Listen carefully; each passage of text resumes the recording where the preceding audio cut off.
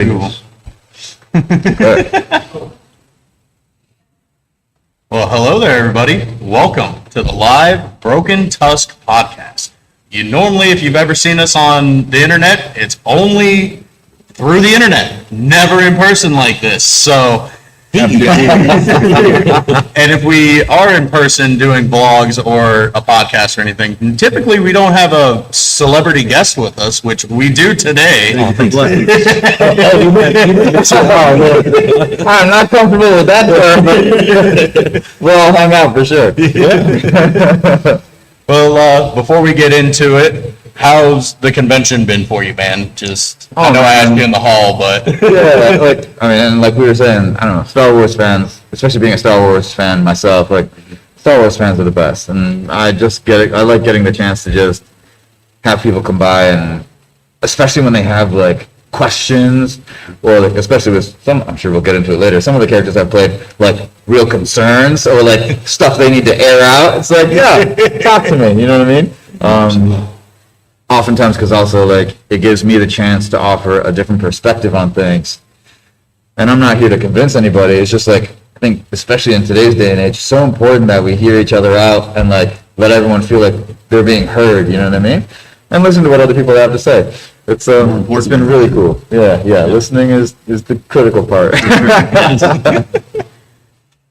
Well, I guess we'll do a little Q&A with you. That's kind of basically what we planned. Yesterday, when I did a little interview with you, you mentioned that you didn't necessarily have dreams to be an actor. So how did you get into the video games and all that? Oh God. How much time do we have? I'll keep this as brief as I can. So originally I was intending to, go to school and become a doctor. I went to Cornell University, and my degrees in brain and cognitive.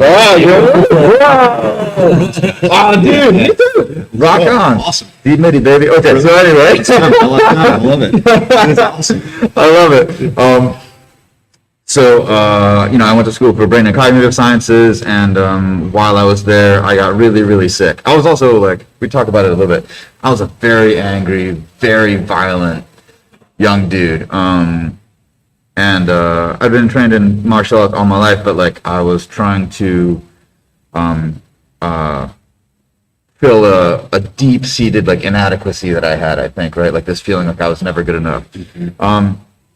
And so I got to a point where I got really sick. I was basically collapsing in the middle of my walks on campus to school and stuff.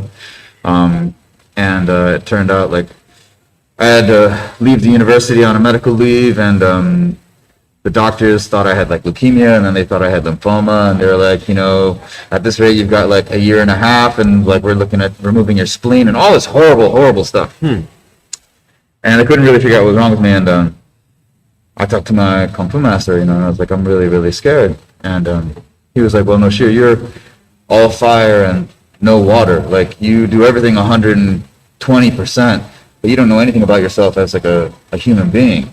Maybe you need to explore the softer side of things, poetry or acting or something. And I was that is the dumbest advice I've ever heard. I wanted you to give me medicine with scorpions and lizards floating in it and tell me that I was going to be okay. I was so mad. But I was kind of desperate, and the University of Rochester was right across the street from the oncology center where I had to spend a lot of time. Mm-hmm. And so I ended up enrolling there, and took an acting class. Hated it. It was, it's a bunch of woo-woo people doing stuff touching, feeling, and expressing emotions, and I was not comfortable with any of that. But my teacher made me audition for a play and cast me in a small role, and it was such a crazy experience to watch 40 people I didn't know all have a shared experience, and it scared the hell out of me. But I think it scared me in a way that I was I need to know more about what this is about. Yeah. Went on to do another play where I had to play a really terrible person, and I judged him really bad. I did not want to do this at all. And my director was no, sure, if you're going to do this and you're going to do it for real, you cannot judge this person. You need to walk in their shoes and find a reason to love them. And I didn't really understand it, but by the time the show was over, I was so sad that I was no longer going to see this character again. It's like a friend that I was never going to see again. A flawed friend, but a friend nonetheless. Yeah. Shortly after that, the doctors were like, you need to come in right away, because I was getting my blood drawn all the time. Yeah. I was like, oh God, they're going to remove my spleen and whatever. And they were like, so over the last couple of months, for whatever reason, your hemocrit is just like skyrocketing back up to where it should be. So we don't know what's wrong with you. If you've changed your diet or done something lifestyle-wise, just keep doing what you're doing. And the only thing I done was started acting, Yeah. you know, but like, I think in playing that terrible character and learning to find parts of them to love, I kind of, in a way, found that for myself. You find your balance. Yeah. Very Star Wars. Yeah. It's beautiful. And so, like, that's kind of where my acting journey began, and I've just kind of been doing it ever since. so. Everything truly happens for a reason. That's Yeah, amazing. yeah, That's a yeah. really, really cool story. And Glad my you're doing better master now, was right. hopefully. Yeah, I mean, Yeah. There you go. There you go. I'm grateful. That's amazing. Man. Well, thank you so much for sharing that. Yeah. That was great. If these guys want to, actually talk on this podcast, that'd be great. So my question for you is, what was some like creative input, specifically with Bode as a character, that you kind of had to fight to get put through that maybe you got to push back on? You know, I gotta say, that team was actually really amazing. Aaron Contreras was, lead writer on that, and just a man that loves Star Wars in a way that I cannot even explain. And there's a lot of cooks in the kitchen when you're doing a Star Wars game, like a lot. And so he was putting out fires all over the place, and it wasn't so much that I had to fight for Bode, because I think my thoughts on who Bode was and his thoughts on who Bode were very well matched.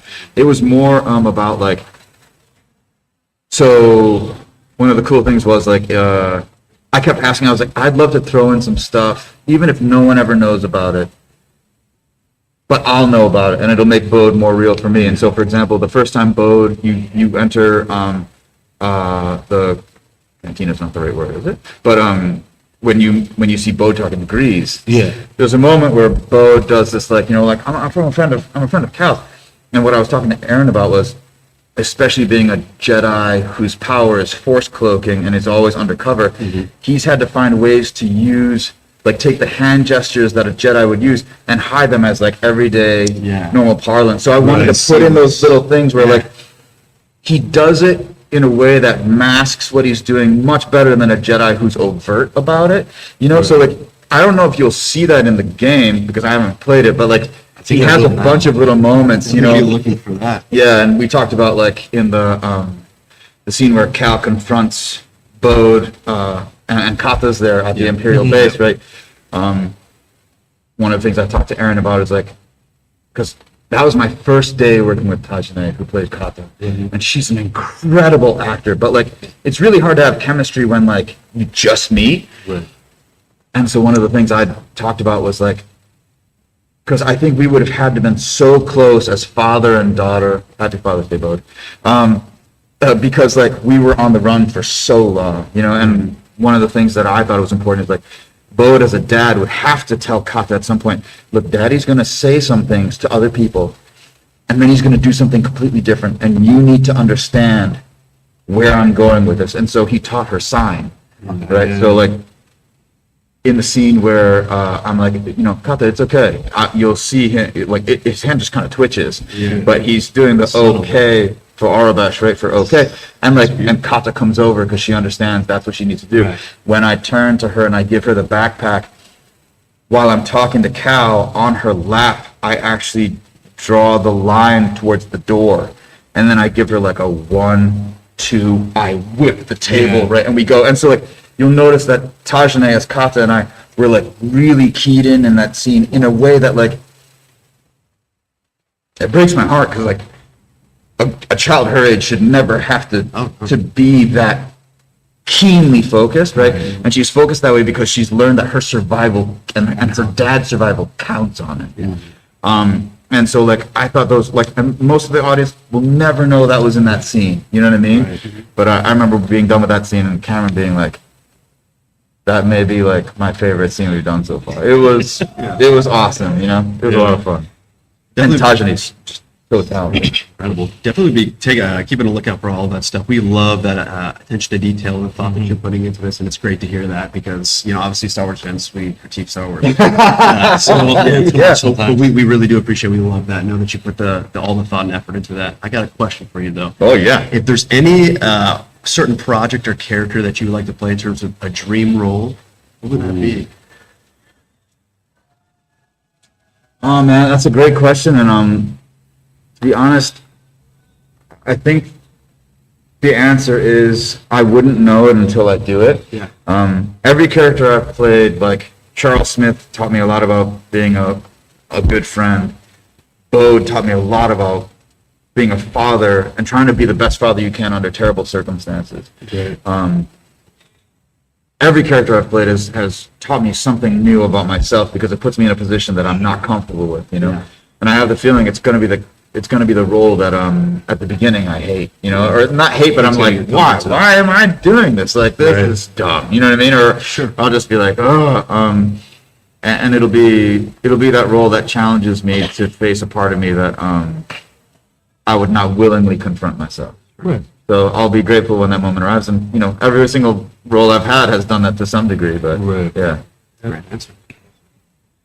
Well, yesterday we were talking, and I found out that you were a part of one of my favorite video games. I knew you did The Mandalorian in SWOTOR, Star Wars: The Old Republic, but I found out that you were Arcane, or you had something to do with Arcane.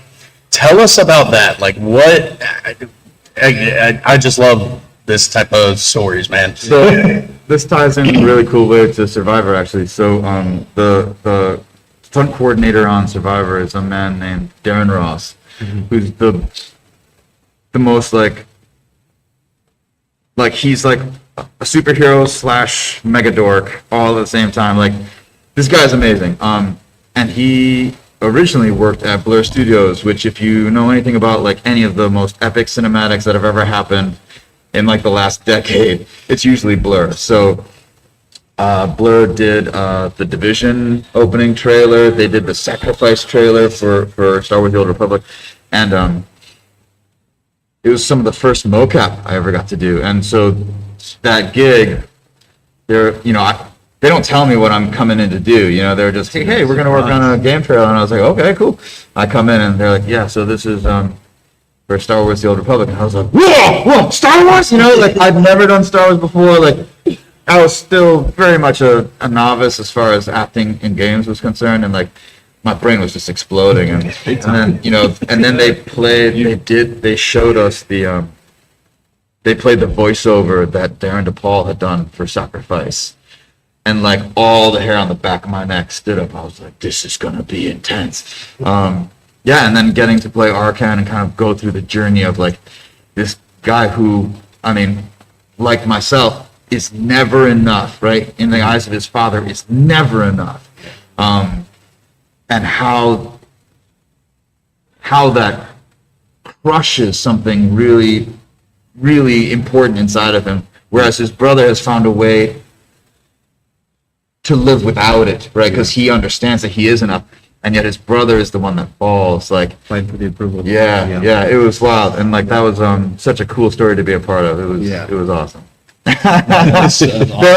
like I should say, like there's a whole gag that happens right at the end when they confront their father, and then the brothers fight, and a lot of that was done by a stunt crew. I can take no credit for the wire work and combat stuff and that. It was, those guys are just amazing, and the same goes for Bode. Like Bode would not be who he is without the stunt team that makes him superhuman. It's Absolutely. it's wild. Huge respect to Darren and his teams. They're awesome.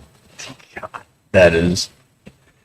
I love SWOTOR a lot. That's all I'm going to say to that. Dude, that scene where I got to kill, and it's like, You recreated it with our buddy JT. One of the best, if not stabbed in glorious. Yeah, that's when we talk about it plenty of times on the podcast. Like those cinematics are honestly some of the best. Anything Star Wars has got. Yeah. And if we can kind of get some more stuff in that vein, I think we'll be okay. I'm Speaking gonna. of another another Star Wars cinematic that I love is the Hunted short for Star Wars Squadrons. Have you guys seen it? No. You gotta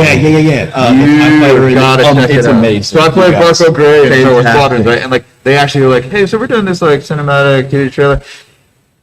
It's probably the most Star Wars thing I've ever been a part of in like an in an OG trilogy. Yes. It's The ending, awesome. ending You is gotta check it phenomenal. out. It's like a very small little film. Yeah. Reaction videos coming soon. Yeah. I hope it does. I hope it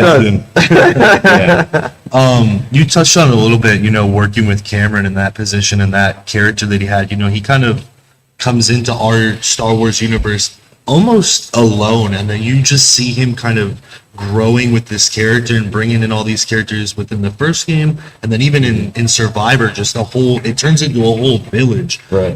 If you wouldn't mind just talking about what it's like to kind of work with him and like how that kind of situation came about. Because you just kind of fly in out of nowhere, back a game. Yeah. Well, I mean, one of the things that was really cool about the way that setup worked is like, I was stepping into a cast that had already kind of been melded together from Fallen Order. Right. And so I really was the outsider, both in like, in real life and in the game. Right. And as I got to know Cameron better, we ended up like hanging out more, and like he'd do like workouts at lunch, and he'd be like, "You want to join?" I was like, "Oh my god, we're getting our asses kicked!" But like it was, so like our friendship kind of really developed over the course of recording that game, the same way it does in game, which is awesome. Cameron loves Cal Kestis in a way that no one will ever understand. Like, Right. I watched him on Survivor. So when you're working on a Star Wars game, you have like obviously the dev team, you have someone usually from Lucasfilm there, and then you have like a dude like the Star Wars guru who has like a bible of like all things Star Wars, because like you can't do something that conflates with something from like canon, Isn't Sam Witwer? It should be, but he's too busy kicking all the butts. So like, for example, I remember being on set and they're like, okay, so Cameron, in this scene, like you're gonna do this thing and you're gonna say this thing. I don't remember any of the details. And Cameron was like, I can't do that. And like at first I was like, oh, is this Cameron throwing out his like, I'm Cal Kestis, Uno reverse cards? Yes. And I was like, what's gonna happen? What's gonna happen? And he was like, because in Fallen Order, in chapter whatever, we say this thing, and I go to here, and then I say da. So like, I can't possibly have. And I was like, my brain exploded because I watched. This is the team that did a lot of the Fallen Order, and they're like, what? And they turn around and the guy's like oh yeah, no, he's right. And, it's like, and I was like, bro, you don't mess around. You know what I mean? And he's just like that little tidbit nugget that he has in the back of his brain, just memorized. It's important to him, like It's important to us. Like, Yeah. again, like Yeah. we live for this, and to hear this stuff just gives us peace of mind and Yeah. confirmation that it's in the right hands, and that is perfect. That is Yeah, so man. good. It's like, I mean, for me, like, especially like I've got a lot of firearms background and combatives background. So like when I see a cop do like this, I'm like, what? You know what I mean? Yeah. My wife hates it because she'll be watching a show and just trying to enjoy it, and I'll be like, what is he? And she's like, Yeah. I'm trying to enjoy the show. Take shut you up." out of it for sure. Yeah, and similarly, like I think as gamers, we get that a lot, where it's like, I'm a fan. You guys should know better. You know what I mean? Yes. And like Cameron will go to the wall Yeah. to Why fight he becomes so for beloved. Cal. Yeah. And to fight for the universe that it, for his that it poncho. happened. Yes. I mean, choose your battles, Cal. But anyway, yeah, he's awesome, man. I love that dude. Mad respect. You have one more. You got one more, Squid? Yeah, I'll say out of anything you've had, it doesn't have to be Star Wars. I mean, obviously, it might be. But I was going to say, what's been your favorite experience, or who has been some of your favorite people that you've worked with, or person? Oh, jeez, man. So hard to pick. Yeah. I mean, like we talked about before, like, and I think most actors will probably say this, like, it's like trying to choose your favorite kid. You know what I mean? Like, It's what always are you? changing, too. Yeah. And like, every single role and every single project I've been on has taught me something new and amazing, and it's introduced me to new and amazing people that are awesome for different things. You know what I mean? Absolutely. Like if I was like, you know, forced at gunpoint to like say one, I mean, I think my time on Red Dead was really special only because I worked on projects that were like 3.5, 4 years, but like I've never worked on a project that was 5+ years. And I came into Red Dead late. Yeah. And it was kind of awesome to see like that every single member of that cast was like a wonderful human being outside of the volume. Right. And then you'd walk into the volume and you could like, you just watch these people transform, you know, into Arthur Morgan and Dutch and Micah. And it was wild, you know? And that's one of those, man, where, you know, that's a legacy thing. Like that is going to be up in the rafters forever. People look at some of the best games ever. I mean, to be able to say that you had a part in that and got to experience that firsthand is, I mean, you can't. Yeah, I mean, Yeah. I'm forever grateful, Yeah, you know? yeah, I think that was my second PCAP gig ever. And it was awesome. It was awesome. I loved every moment of it. Yeah. How did kind of the, I guess, the way that things worked and functioned differ between a game with this scale like Red Dead and, you know, Jedi Survivor? Yeah, good question. I think there's a couple of factors there. Rockstar deliberately, I think, like you don't see Rockstar showing their thing at like, you know, the Game Awards, like they're, and I think a big part of that is like they make an active choice to, as much as any corporation can, have a project not be beholden to marketing. Yeah. Because when marketing gives that deadline or like it's like, well, we need these things to be happening now because, you know, we've locked this in. That's like They're really an enigma in that Yeah, regard. yeah. Nobody else is really doing that. Yeah. Really don't care with the culture of how they're putting this thing together and everything. And you, like you said, you don't really see that.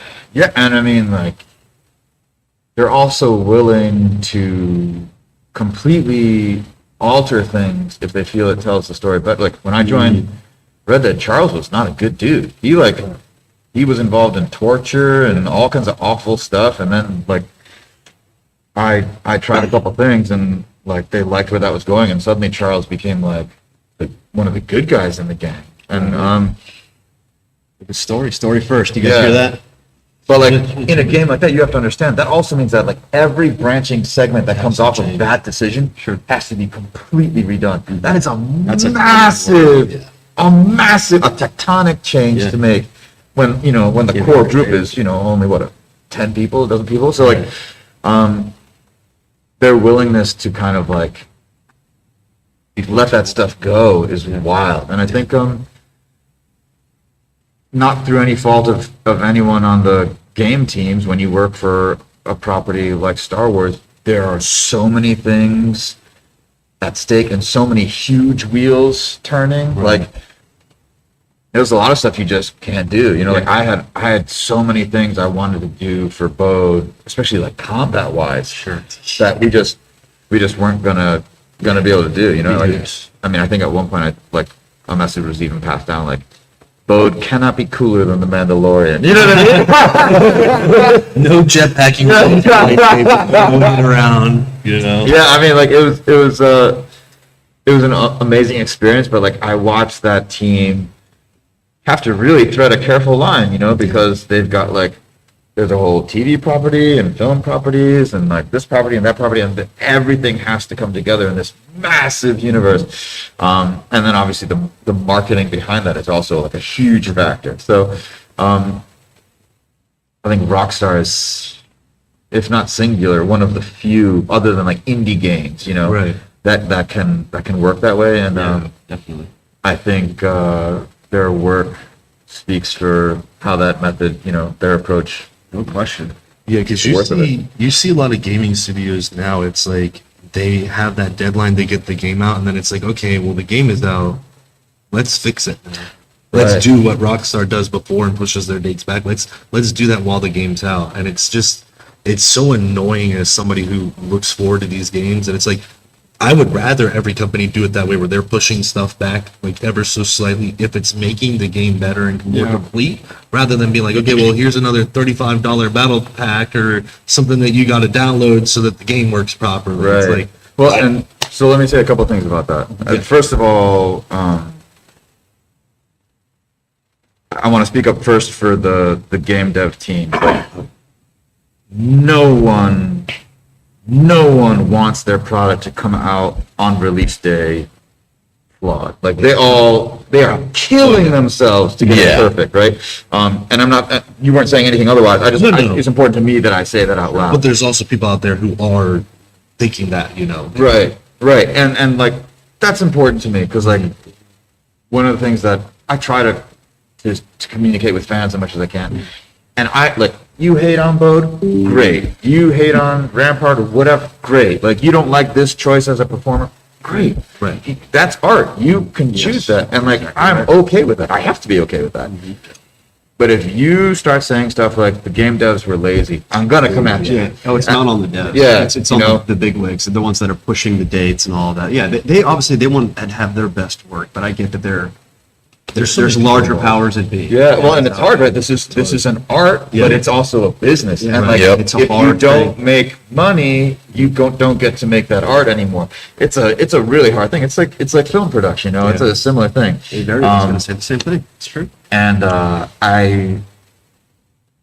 we are seeing right now a time when game devs are just getting butchered. Companies are releasing award-winning games and being closed as a reward. And so, or worse, they're making projects that then are never going to see the light of day. And they put, 5 years. You have to remember, as a game dev, like on Red Dead, if I worked on it for 5 years, that means Rockstar was probably working on it for 7, 8 years, right? Now imagine you work on a game like that, and then the part of your company gets identity. shuttered, and it never gets released. That's 7 years of your hard work you don't get to talk about. No one gets to see what you've done. Like, that cripples your resume. Like, you know what I mean? Like, and so, like, there are devs out there who have kind of been left completely adrift because the venture capitalists and whoever that are kind of running things don't understand how art works, much less how games work, Right. and are just looking for the quick monetary fix. Yeah. And I think we're going to start seeing that pendulum swing the other way. 'cause I hope it's so. And untenable. I've been hearing this as well, and I really hope so. I think with media in general. Yeah. So Yeah. let's hope so. Fingers crossed. Yeah, I mean, I think what we're going to find is you're going to get companies that are going to release the like massive multiplayer things where it's like pay to win and and that's fine. And if you guys if gamers want to play that and have fun. But then you're going to get these boutique like art studios doing like really profound human stories with human actors, human storytellers. And that's where I want to be, and that's the stuff I want to do. So, Some of those games are.